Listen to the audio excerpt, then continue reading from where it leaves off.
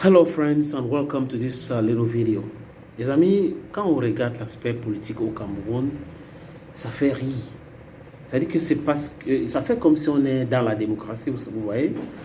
Mais la démocratie à la camerounaise. En fait, la démocratie à la camerounaise n'est même pas comme la démocratie en Chine ou en Russie. Parce que là, les choses sont un peu plus claires. Mais il y a une telle hypocrisie chez nous, vous pouvez vous imaginer qu'il y a le multipartisme chez nous. Non, c'est une multitude de partis politiques créés pour distraire les gens. Oui, la plupart, c'est des partis politiques créés de toutes pièces pour distraire les gens. C'est de la distraction. Parce que le système électoral est organisé tel que, vous avez vu le 12 mars, les résultats. Le Conseil constitutionnel a validé cela. Sur 100 sénateurs, on a décidé que les conseillers municipaux vont voter 70. Et sur ces 70, on a eu quoi?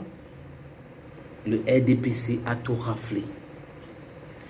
Donc, le Sénat camerounais sera aux couleurs d'un seul parti politique. On a dit cette semaine, le président de la République, Paul Barthélémy Biya-Bivondo, va nommer 30 sénateurs. Donc, il va décider de donner 2 sénateurs X parti politique, 2 sénateurs Y parti politique. Donc, c'est le président d'un parti politique et le président de la République. Parce qu'il n'y a pas de distinguo entre le président de la République camerounaise, Paul Barthélémy Biya-Bivondo, et le président de RDPC. Ça fait belle lurette, il n'y a pas de congrès. Donc, c'est lui qui est le président d'un parti politique et président de la République. Alors que les choses devraient se faire différemment. Les lois sont là un peu plus claires. Vous ne pouvez pas être président de la République au même moment où vous êtes leader d'un parti politique. Parce que vous êtes président pour tout le monde. Bon, laissons cela, les amis. Et là, ça me conforte sur ma position de la non-importance du Sénat au Cameroun.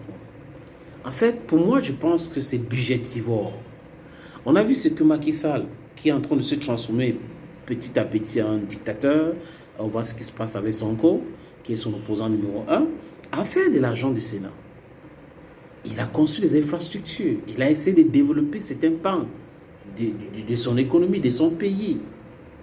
Est-ce que l'argent qu'on est en train de dépenser au Sénat camerounais aujourd'hui ne pourrait pas servir à quelque chose? Ou il faut juste faire semblant, respecter certains codes et autres? Est-ce que notre pays doit se permettre ce luxe-là de dépenser autant d'argent pour rien? Mais on peut juste dire que le Sénat appartient au parti au pouvoir. Et on laisse là le parti au pouvoir s'organise en interne pour faire ce qu'il va faire. Parce que là, le monde nous regarde et les gens y rient. Donc vraiment, on est allé aux élections. Parce qu'ailleurs, on devait même faire semblant. De dire, ok, on ne va pas envoyer un candidat ici pour que tel ou tel, comme ils ont fait la fois dernière. Mais cette fois-ci, non. Des membres de R veulent être les sénateurs. Normal, parce qu'on est en politique. N'est-ce pas? Et là, le parti prend tout le Sénat.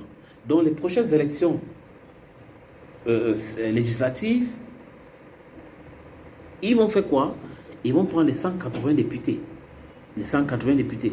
On sera là dans quoi? Non. We are in a monolithic assembly. I'm talking of the upper house of the assembly. A monolithic 70 senators of the ruling party.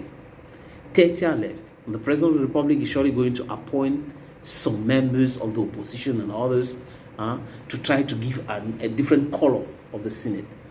But the fundamental question is, are we really in a democracy? And the answer to me is no. We are in some elite-packed arrangement. I call it elitocracy. That's what we were doing in this country. C'est exactement cela. C'est cet arrangement entre élites qui s'accaparent du pouvoir et ne veulent rien lâcher. Vous savez, ils vont dire qu'ils sont élus, mais qui les a donné le pouvoir, c'est le peuple. Mais ce peuple est malmené, maltraité, et le peuple n'a pas le droit à la parole. Quand le peuple se lève pour parler, on le rappelle qu'il n'a pas le droit de le faire. Et après, on nous parle de la démocratie. Ah, démocratie à la camerounaise, ça veut dire quoi? C'est une stupidité, n'est-ce pas? la démocratie à la camerounaise.